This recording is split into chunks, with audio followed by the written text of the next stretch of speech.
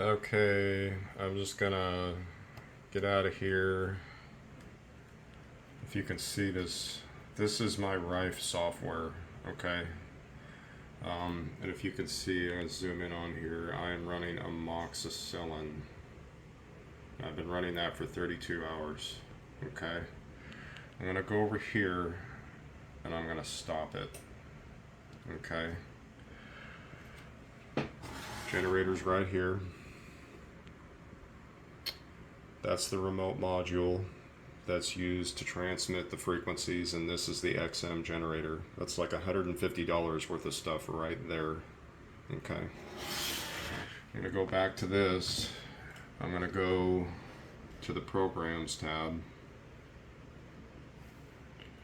and I'm gonna do a search on parasites.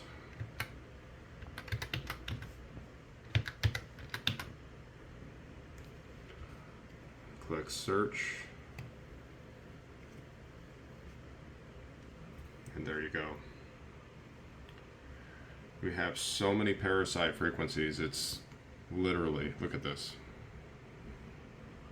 I'm just gonna drag this down. See all that? There you go.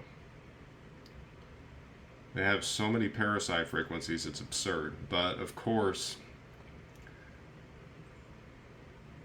I explained to you that the best way to know which one of these to use is actually if they pop up on your biofeedback by using the TENS pads. And that would be the most effective way to know. In which case, I could go back into my presets. Okay, go back into my presets tab. Okay, it's already set for healing for this remote module. Okay, sorry, it's a bit dirty, but the R stands for remote. Okay, so I already have it set to healing, but then if let's assume that I ran the biofeedback, okay, I could go back in here to Programs on the Programs tab and just do BFB for biofeedback. And I got 2 biofeedback scans that I could both throw in to the loaded programs. I got my older one back in November of 2023, and I got my newer one that I did this year. And I could remove this one if I wanted to. I could take that out, and then all I would have to do is go back in here to control, check overwrite generator, hit that,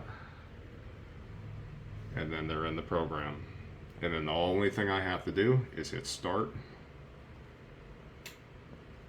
and now they're running my biofeedback, and every frequency that was picked up in that biofeedback is now on a healing preset. So every frequency here of every condition I have is being healed, regardless of whether I actually have all these under the scope of these frequencies. What I do have is going to be affected by this. And the reason why I'm putting both these biofeedbacks in here is because there are 2 different types of biofeedback scans that I did. One of them is a less invasive, and that was the very first one that I did back in November of 2023, which is this one. But then the one I did back in September, I used a different port for the TENS pads when I attached them to myself. So that's what I mean. And it's much, much easier. You don't have to sit there listening to that high pitch. That high pitch was horrible.